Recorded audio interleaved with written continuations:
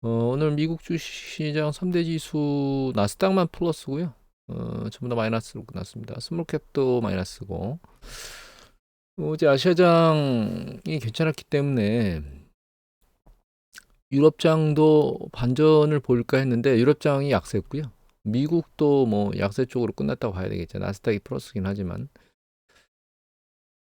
최근 패턴을 보면 이게 캔들 차트만 볼까요? 캔들 차트만 보면 이게 S&P 500 지수가 최근 3일 연속, 그러니까 그 전에 이틀 연속 음봉이었거든요. 그 전에는 양봉으로 끝났고, 이 상승 하락 말고요. 음봉 양봉으로만 얘기를 드릴게요. 닥스가 보면 오늘을 빼고 나면 양봉으로 3일을 유지했거든요. 뭐 하락하더라도. 그래서 사실 그 어제 그 아시아장을 보면 우리 니케이 볼까요? 예, 니케이 같은 경우에는 음봉으로 끝나긴 했는데 오늘 반등을 했거든요. 그래서 이 기조라면 닥스에서 양봉을 유지하고 있었기 때문에 그래서 양봉을 치면서 위로 올라갈 거라고 생각을 했는데 예, 음봉을 치고 S&P 500 지수는 거기에 한술 더 떠서 음봉의 밑으로 주가가 밑으로 밀려 내려오는 이런 패턴을 지금 보였거든요.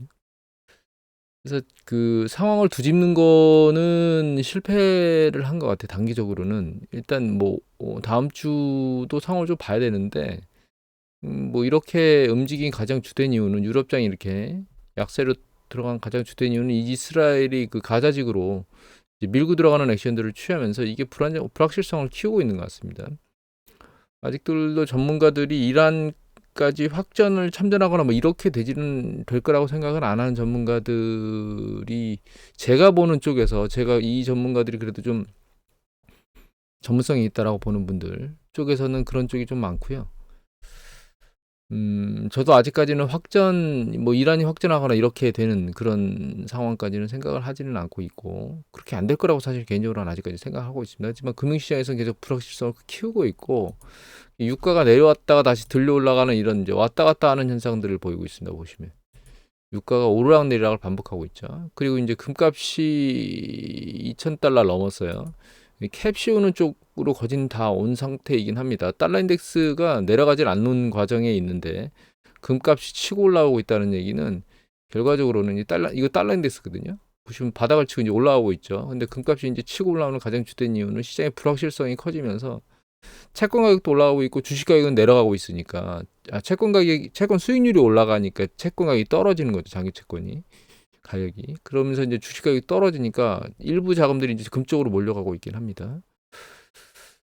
개인적으로 금값은 일정 부분 상당 부분에 거진다 온 게 아닌가라는 생각을 하고 있습니다.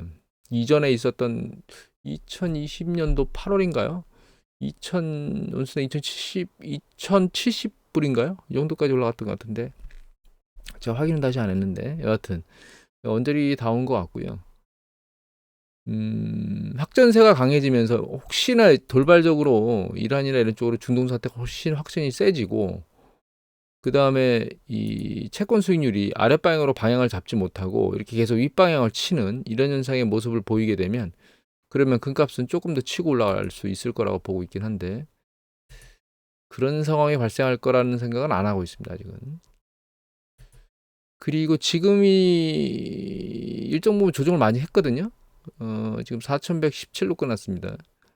S&P 500 지수가. 근데 이제 지난번 녹음할 때 제가 4,000 테스트하러 내려갈 수 있다라는 말씀 드렸는데 이 다음 주에 이거 테스트하러 내려갈 수 있을 것 같습니다. 일단 상황 좀 봐야 되겠는 하겠지만 이거 테스트하러 내려갈 수 있을 것 같고요.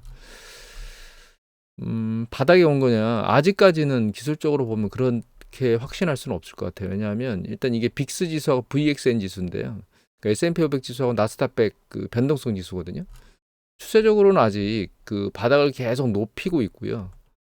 윗단도 계속 높아지고 있기 때문에 상황은 그 기술적 지표상으로는 그렇게 좋은 편은 아니고 상황이 이거는 여러 가지가 혼재되어 있는 건데 일단 밑에 걸 보면 이게 이제 추세를 보는 ADX거든요. 근데 이제 음의 추세를 그러니까 아랫방향의 추세가 검은색 강화되고 있습니다. 계속. 아랫방향이 강화되는 거고 이거는 추세의 강도거든요. 밑에 있는 검은 게. 그러니까 아랫방향이 강해지면서 그 강도가 강해지고 있고요. RSI는 계속 아랫방향으로 내려오고 있고 MACD 같은 경우에도 여기까지 잘라봐야 됩니다. 이게 오류가 나서 뒤가 나오는 건데 여기까지 잘라보면 지금 아랫방향으로 시그널선 밑에서 아랫방향으로 내려가고 있어요. 이게 스탁캐스틱 모멘텀인데 얘도 역시 터닝 포인트를 아직 보이지를 않고 있고 밑으로 계속 내려가고 있습니다. 그리고 위에 보면 이제 이 검은색 라인 3개가 있는데 이게 좀 위하고 아래 라인이 벌어지고 있잖아요. 이거 볼린저 밴드거든요. 중심선은 51선을 잡고 중심선은 보는데 보시면 이제 좀 벌어지고 있습니다. 이게 아랫방향으로 내려가면서 벌어지고 있는 거죠. 아랫방향 강도가 좀 세지고 있는 패턴을 보이고 있다. 이렇게 이해를 하시면 될 것 같아요. 그래서 그리고 이제 일목균형표를 봐도 후행 스팬이라든가 혹은 이 구름대라든가 이런 것들이 아직은 긍정적으로 꺾이질 않고 있거든요. 후행 스팬 뭐 그 전환선 기준선 모두 다 아랫방향으로 지금 내려가고 있는 상태이기 때문에 일단은 지금 바닥을 찍었는지를 알 수 없는 상황입니다. 지금 기술적 지표상으로 여러 가지를 보더라도 아랫방향으로 찍었는지를 알 수가 없어요. 그리고 요거는 심리 지표거든요. 심리 지표인데 요거는 NAIM에서 이라고 그래서 투자자 액티브 펀드 매니저들 포지션 투자 포지션인데 이게 살짝 들리는 그 시기에 10월 초에 살짝 내려왔다가 이제 반등하는 게 S&P 500 지수고요. 반등하는 시기에 대규모로 자금을 포트폴리오에 부었다가 요번에 깨지는 거 보면서 대규모로 포트폴리오 자금을 뺐습니다. 주식 포트폴리오에서. 주가 그리고 상대적으로 많이 밀리고 있고 요거는 미국의 그 개인 투자자들 투자 심리거든요. 이게 이제 25일자로 나온 거예요. 이것도 25일자로 나왔습니다. 여기 보시면 이제 여기 보시면 베어리시가 상당히 강해졌죠. 물론 이게 상당히 위축된다라고 하는 게 상당히 강해지면 이게 바닥 근처에 왔다라고 생각할 수 있거든요. 그런데 아직까지 바닥에 왔는지 확연히 확인할 수는 없다라고 보고 있는 거예요. 그러니까 상대적으로 상당히 주가가 많이 내려오긴 했는데 최근에 패턴에서 보면 상당히 많이 내려오긴 했는데 이게 바닥인지는 아직까지는 모르겠다. 시그널이.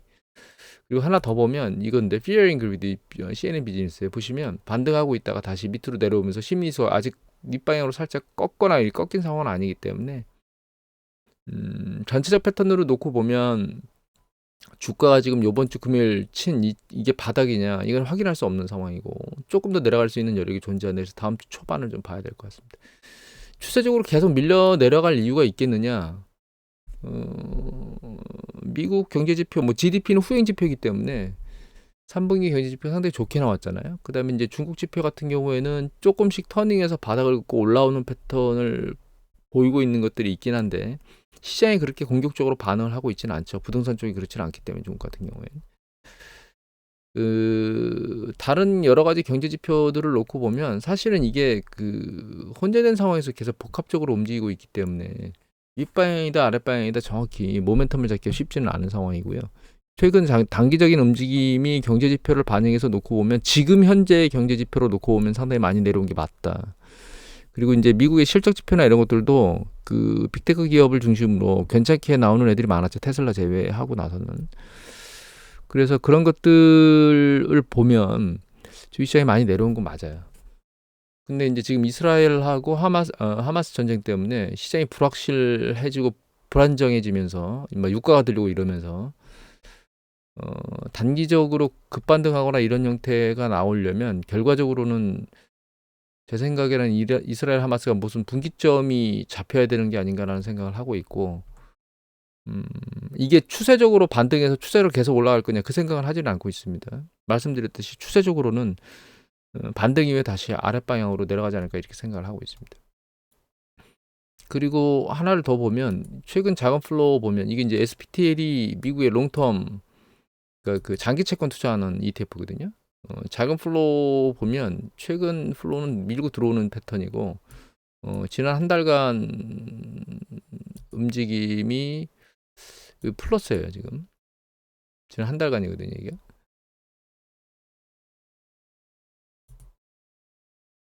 그리고 요거는 이제 메가캡 쪽에 플로우거든요. 이게 계속 플러스로 들어오고 있는데 이제 한 8,700억 달러? 8,700만 달러네요. 밀리언이니까. 근데 밀고 들어오고 있습니다. 메가캡 쪽도. 자금 플로우가 좋아요. 근데 이거는 이제 미들캡이거든요. 미들캡 쪽은 빠지고 있어요, 자금이. 특이한 건 스몰캡은 들어오고 있습니다. 그러니까 어중간한 거는 빠지고 있고요. 대형주 쪽은 자금이 아직은 플러스로 흐르고 있고 소형주도 플러스로 흐르고 있는데 이거는 제 생각에는 상대적으로 소형주들이 많이 빠져가지고 많이 빠진 것에 대한 기대치로 자금이 밀려 들어온 게 아닌가 이렇게 생각을 하고 있습니다. 요거는 섹터별인데 이게 이제 커뮤니케이션, 통신 관련된 섹터거든요. 얘도 아직은 플러스이긴 하는 패턴입니다. 근데 이제 자금이 쪽 26일절 빠진 게 있긴 한데 이건 이제 추세를 좀 봐야 될 것 같고, 이거는 경기 민감주입니다. 얘가 민감주는 뭐 10억 달러 정도 빠졌습니다. 한 달간. 그리고 요게 기술주거든요. 기술주는 아직은 플러스를 유지하고 있긴 한데 이게 600만 달러 플러스니까 이게 상당히 안 좋죠. 근데 이제 흐름 자체가 안 좋은 건 이 플러스 패턴으로 있었던 것보다는 마이너스 패턴으로 있었던 시간이 더 많거든요. 그래서 기술주하고 이 민감주 쪽은 그렇게 좋은 게 아니다. 이 커뮤니케이션은 그나마 잘 버티고 있는데 커뮤니케이션 섹터 같은 경우에는 이 구글하고요. 그 다음에 메타 이런 쪽이 잘 버티고 있는 겁니다. 그리고 여기 유틸리티거든요. 유틸리티는 빠졌어요, 자금이. 그리고 상대적으로 흐름이 그렇게 좋지는 않아요. 그 대표 유틸리티가 대표적으로 경기 수축 국면을 커버하는 섹터잖아요. 저기하고 그 제약주하고 그런 관점에서 놓고 보면 유틸리티가 이렇게 자금이 쭉 빠진다는 얘기는 상대적으로 그 경기 수축만 올인 베팅하는 건 아닌 것 같다 이렇게 생각을 해볼 수도 있긴 합니다. 여하튼 그다음에 요거는 이제 경기 필수, 그러니까 필수 소비재거든요. 얘가 소비자 중에 이제 경기 민감주, 경기 비민감주가 있잖아요. 이게 경기 비민감주라고 생각하시면 됩니다. 소비재 중에. 근데 자금이 빠졌어요. 그러니까 아직까지 유틸리티나 그 이 경기 비민감주 쪽 소비재 비민감주가 이렇게 자금이 빠진다는 얘기는 아랫방향으로 세차게 주식시장이 계속 곤두박질 칠 거다 이런 패턴대로 움직이고 있는 건 아닌 것 같다. 이렇게 이해를 하고 있습니다. 그 다음에 요거는 그 파이낸셜, 그러니까 금융 쪽이거든요. 금융 쪽은 자금이 빠지고 있고 얘는 지금 자금 흐름 자체로 놓고 보면 플러스 마이너스를 지금 거의 비슷한 수준의 패턴으로 움직이고 있기 때문에 방향성에 대한 패턴은 좀 애매모호하고 요거는 이제 베타피라고 읽어야 되는지 정확히는 모르겠습니다. 요 명칭 읽는 건 이쪽에서 이제 얘기를 해준 거고, 요거는 이사벨렛에서 나온 데이터인데 전체적인 에쿼티 펀드 쪽의 자금 플로우를 보여준 거거든요. 2020년에 쭉 플로우를 보면 오르락내리락을 반복하고 있는데 이게 12주 이동평균선이에요. 요거에. 그런데 보시면 이제 최근 이게 요 라인으로 봐야 되거든요. 최근 보면 이 라인은 이 파란색 라인은 여기가 제로 라인이고 노란색 라인은 여기가 제로 라인이에요. 그래서 이게 제로로 내려왔다가 살짝 들려 올라오는 패턴을 보이고 있긴 한데 이건 이제 시도를 뚫고 올라오는 건지 내려가는지 좀 더 봐야 될 것 같은데 최근 이 그 주간별로 나온, 이거 주간별로 나온 거거든요. 주간별로 나온 걸 보면 이게 계속 마이너스로 빠지고 있어요. 에코티가. 그러니까 글로벌 조정을 받으면서 주식시장의 자금이 조금씩 빠지는 이런 패턴을 보이고 있는 거는 맞습니다. 이제 그리고 요거는 이제 장기 채권 자금 흐름이거든요. 최근 폭발적으로 밀고 들어왔죠. 그래서 주식 쪽에서 자금이 조금 털리면서 채권 쪽으로 들어오고 있는 패턴은 맞는 것 같습니다. 지금 채권 수익률이 올라가면서 채권 가격이 떨어진다고 얘기들을 하긴 하지만 자금이 채권 쪽으로 계속 밀려 들어오고 있는 패턴을 보이고 있다 이렇게 이해를 해야 될 것 같아요. 종합적으로 정리를 해보면 일단은 주식시장이 상대적으로 약세를 보이고 있기 때문에 자금 흐름이 주식 쪽보다는 그 국채 쪽으로 몰리는 그런 현상을 좀 보이고 있는 것 같고요. 장기 국채 쪽으로. 장기 국채 가격이 떨어짐에도 불구하고 장기 국채에 대한 그 호응도는 나쁘지 않은 패턴이에요. 그러면 이제 지금 주식시장이 일정 부분 상대적으로 많이 조정을 받았는데 이 조정받은 게 지금 바닥을 친 거 맞냐, 지금 바닥을 쳤다고 지금 봐야 되겠냐, 그건 기술적으로는 아직까지는 판단하기가 어려울 것 같고 다음 주에 좀 더 지켜봐야 될 것 같은데 이거에 대한 가장 큰 현재 불확실성은 사실 뭐 연준이 기준금리를 올리냐 마느냐에 대한 부분도 있지만 그것보다 더 큰 게 지금 이스라엘 하마스 전쟁이 확정이 되느냐 안 되느냐에 대한 부분이고, 이게 확전을 넘어서서 그 가자 지구 쪽 안으로 그 들어가면서 그렇게 들어가면 뭐 헤즈볼라 난리치겠다, 시리아 난리치겠다, 그 다음에 뭐 예멘에 후티 반군이 또 있습니다. 후티 반군이 있는데 거기도 또 난리를 치겠다. 이란은 또 가만히 안 있겠다. 그럼 또 뭐 미국은 또 너희들 움직이면 가만히 안 있을까 이렇게 막 서로들 얘기하고 있기 때문에 가자지구 침공하는 게 도화선처럼 지금 작동을 하면서 이것이 시장에 영향을 미치고 있는 것 같긴 하거든요. 근데 가자지구 침공을 한다 하더라도 그 부분적인 뭐 헤즈볼라라든가 아니면 시리아나 이런 쪽에 부분적으로 공방을 치는 건 있겠지만 걔네들이 전격적으로 완전히 밀고 들어와서 전면전을 할 가능성은 아직까지는 저는 낮다고 생각을 하고 있고요. 그렇게 한다 하더라도 이란까지 뭐 참전해서 난리를 치는 그런 것까지는 안 갈 것이라는 생각을 하고 있습니다. 다만 단기적으로는 이 불확실성이 계속 클 거기 때문에 다음 주에도 주식시장이 어떻게 움직일지는 모니터링 계속 해야 될 것 같고요.